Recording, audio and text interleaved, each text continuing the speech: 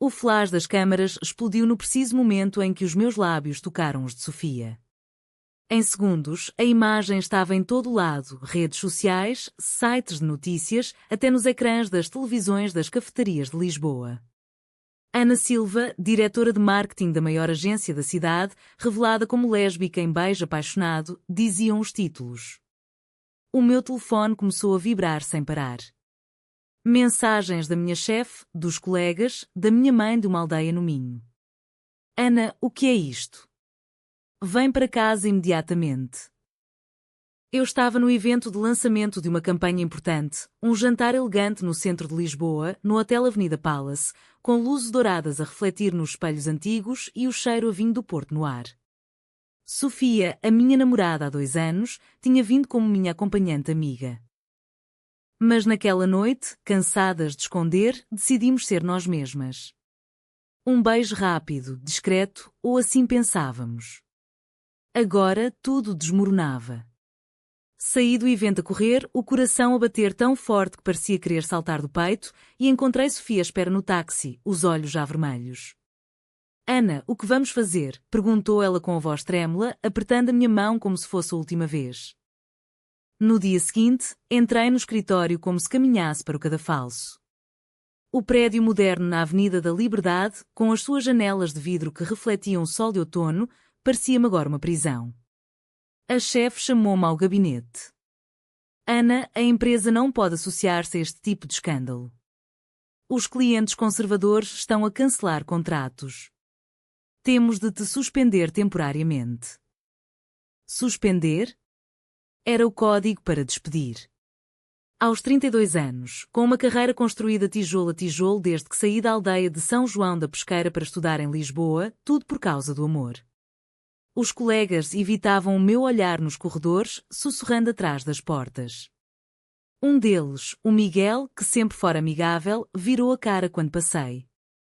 Sofia esperava-me em casa, no nosso pequeno apartamento em Alfama, com as paredes cheias de posters de exposições de arte que ela desenhava e as janelas abertas para o som dos elétricos. Os olhos inchados de chorar. Vamos lutar, Ana. Isto é discriminação pura. Podemos processar. Mas eu sabia que não era tão simples. A minha família, católica tradicional até à medula, já estava em pânico. O meu pai, um professor reformado que passava os dias a ler o jornal na praça da aldeia, ligou furioso. Tu envergonhas-nos a todos. A aldeia inteira está a falar de ti nas missas de domingo. Se não acabas com isto, não voltes mais para cá. A tua mãe não aguenta esta humilhação. A voz dele tremia de raiva e de vergonha, como se eu tivesse cometido um crime imperdoável. A pressão aumentou rapidamente. Jornalistas acampavam à porta do meu prédio, microfones estendidos como armas. Mensagens anónimas ameaçadoras chegavam ao meu e-mail: volta para o armário ou pior vai acontecer. Deus não aprova. Decidimos que era melhor eu sair de Lisboa por uns tempos. Arrumámos as malas à pressa, dobrando roupas com mãos trêmulas, empilhando caixas com os nossos livros e quadros. Sofia queria ficar e enfrentar, os seus olhos castanhos cheios de fogo idealista. Não podemos deixar que nos calem, Ana. Este país mudou, a lei protege-nos. Mas eu insisto em proteger-nos. Vamos para o norte, para perto da minha família, recomeçar quietas. Pelo menos até as coisas acalmarem. No fundo, sabia que o preço estava a ser pago. A nossa relação, antes cheia de risos matinais com café na varanda e passeios de mão dada pelas ruas de Belém ao pôr do sol, agora carregada de silêncios tensos e olhares de dúvida. Enquanto guiávamos pela A1, deixando para trás a ponte 25 de Abril iluminada ao longe, as luzes de Lisboa desaparecerem no retrovisor como um sonho que se desfaz, sentia um nó na garganta. Sofia olhava pela janela, os dedos entrelaçados nos meus no cambio. E se isto nos separar? Murmurou ela. Eu não respondi. Cada decisão, falar com a imprensa ou ficar calada, defender o nosso amor ou proteger a carreira que tanto custara, parecia uma escolha entre a vida e a morte da nossa felicidade. Chegámos à aldeia ao fim da tarde, as casas de granito cinzento alinhadas ao longo da estrada, o cheiro a pão fresco e a fogueiras de outono no ar. A minha mãe esperava-nos à porta, os braços cruzados, o rosto marcado por noites sem dormir. Entra Ana. Mas ela não. Isto não é uma casa para. O vento frio do Minho varria as folhas secas, e eu soube que o verdadeiro pesadelo estava apenas a começar. A aldeia de São João da Pesqueira recebeu-nos como se fôssemos estranhas. As ruas estreitas de pedra, onde eu correra de bicicleta em criança, agora pareciam armadilhas. A notícia chegara antes de nós, espalhada pelo grupo do WhatsApp da paróquia e pelo café central onde meu pai jogava dominó todas as tardes. Sofia tentou arranjar um trabalho temporário numa pequena gráfica local, mas o dono, um homem de bigode grisalho que ia à missa todos os domingos, recusou com um sorriso forçado.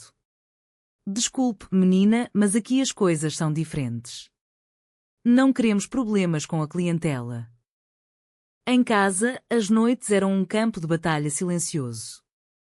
O meu pai mal falava connosco, fechado no escritório a ler a Bíblia antiga. A minha mãe, com os olhos inchados, preparava o jantar, mas punha apenas 2 pratos à mesa. Ana, pensa na tua vida. Podes arranjar um bom rapaz aqui na região. Isto é uma fase, filha. Sofia ouvia tudo da cozinha, os punhos cerrados, e depois, no quarto pequeno que partilhávamos, chorava baixinho contra o meu ombro. Eu não aguento isto, Ana. Vamos embora. Para a Espanha, para qualquer lado onde possamos ser livres. Mas eu hesitava. O processo judicial da agência de Lisboa chegara por correio, acusavam-me de dano à imagem da empresa e exigiam indemnização. Se eu falasse publicamente, podia perder tudo o que restava da poupança. As discussões começaram a aumentar. Uma noite, depois de um telefonema da minha tia que ameaçava fazer uma intervenção familiar, Sofia explodiu. Tu estás a escolher a família em vez de mim. Sempre a proteger a tua reputação, o teu futuro. E eu? O que sobra para nós? As palavras dela cortaram-me como faca. Eu respondi gritando também, as lágrimas a cair, estou a proteger-nos às duas. Se eu lutar agora, perdemos tudo. A casa, o dinheiro, o respeito. Queres viver na rua? O ar da aldeia parecia mais pesado, o silêncio das colinas ao redor amplificar cada palavra. Saí para caminhar pela vinha velha atrás da casa, o cheiro a terra molhada e uvas maduras misturado com a minha angústia. Sofia ficou enrolada na cama e pela primeira vez desde que nos conhecemos, dormimos de costas uma para a outra. Os dias seguintes trouxeram mais crises. Um jornal local publicou uma reportagem com foto nossa, tirada às escondidas na praça. Filha da terra regressa com o escândalo de Lisboa. O meu antigo professor do liceu parou-me na rua. Ana, pensa bem. O que dirão os teus sobrinhos? A pressão financeira apertava, contas por pagar, o advogado caro para o processo. Sofia propôs vendermos as joias que eu lhe dera no nosso primeiro aniversário, um colar simples de prata com um coração gravado. Pelo menos mantemos a dignidade. Eu aceitei, mas o gesto quebrou algo dentro de mim. A nossa relação, antes um refúgio, tornava-se um campo minado de culpa e medo. Cada olhar dela me lembrava o preço da minha covardia. E quando o carro da minha prima passou devagar pela rua, buzinando com um adesivo Deus odeia o pecado, soube que a aldeia não nos queria. Mas partir outra vez significaria admitir derrota total. Ficámos, por enquanto, com o coração partido e a esperança a esmorecer como as folhas do outono. O inverno chegou cruel ao Minho, com chuvas que transformavam as ruas em rios de lama e ventos que uvavam pelas janelas antigas. O processo da agência de Lisboa avançou, uma audiência marcada para Lisboa, mas eu não podia regressar sem arriscar mais escândalo. O advogado enviou documentos por e-mail, exigiam silêncio total sobre a demissão ou pagaria 10.000 euros. Sofia leu-os comigo à mesa da cozinha, a luz fraca do candeeiro a iluminar o seu rosto cansado. Isto é chantagem, Ana. Vamos denunciar. Mas eu via o risco, mais exposição, mais ódio. E se perdermos tudo? A família já mal fala connosco. A crise explodiu numa tarde de domingo. O meu pai organizou uma conversa familiar na sala de estar, com a tia e 2 primos presentes. Sofia foi obrigada a ficar no quarto. Ana, isto tem de acabar. Há clínicas, grupos de oração. Podemos curar-te. As palavras dele caíram como pedras. Eu levantei-me, as pernas trêmulas. Pai, eu não estou doente. Amo a Sofia. Isto é quem eu sou. A discussão subiu de tom, vozes altas e quando pelas paredes de azulejo. A minha mãe chorava no sofá. Sofia, ouvindo tudo, saiu do quarto e enfrentou-os. Senhor Silva, a sua filha feliz comigo. Por que não aceita? O pai dela apontou a porta, sai desta casa. Não destruas a minha família. Aquela noite, no carro estacionado junto ao Rio Douro, chorámos as duas. Talvez tenhas razão, Ana. O silêncio protege mais. Mas Sofia abanou a cabeça. Não. Se calarmos agora, nunca mais seremos livres. Um acidente quase nos parou para sempre. No caminho para uma reunião com um possível advogado local, o carro derrapou na estrada molhada. Nenhum ferido grave, mas o susto foi real. No hospital pequeno da cidade vizinha, com o braço de Sofia enfaixado, eu segurei a sua mão e prometi: vamos lutar. Juntas. Mas a dúvida permanecia. A família cortou o apoio financeiro, o processo judicial avançava e a nossa relação oscilava entre amor feroz e medo paralisante. O inverno parecia não ter fim. A primavera trouxe uma faísca de esperança. Sofia encontrou um anúncio online, um fundo europeu para projetos de inclusão na região norte. Ana, podemos criar um centro para mulheres LGBT. Aqui, na terra natal. Mudar as coisas de dentro. A ideia parecia louca, mas o fogo nos olhos dela reacendeu o meu. Usámos as minhas competências jurídicas para redigir o projeto, as dela para desenhar o espaço, um antigo armazém na saída da aldeia, com paredes de pedra e vista para as vinhas. Pedimos empréstimos, angariámos fundos online, enfrentámos rejeições de bancos locais que não apoiavam causas controversas. A oposição foi feroz. A igreja local organizou petições, o presidente da junta recusou licenças iniciais. Isto vai dividir a comunidade, disse ele numa reunião pública. Eu defendi o projeto com voz firme, Sofia ao meu lado. Divide? Ou unés que sofrem em silêncio? As brigas entre nós diminuíram, substituídas por noites de planeamento até tarde, café forte e beijos roubados quando ninguém via.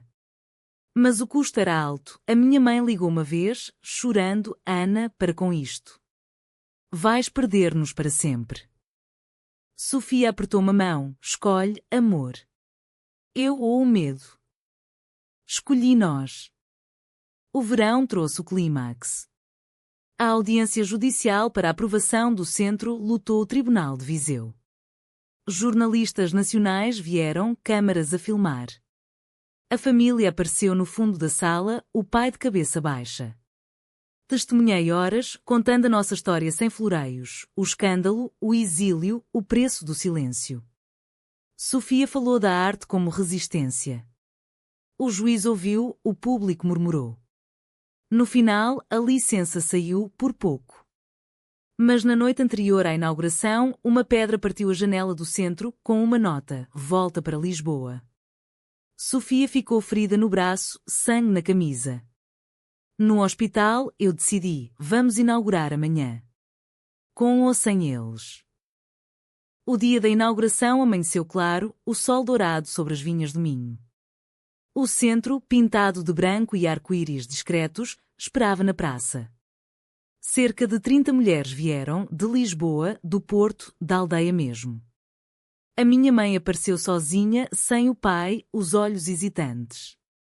Sofia e eu, de mãos dadas, cortámos a fita vermelha.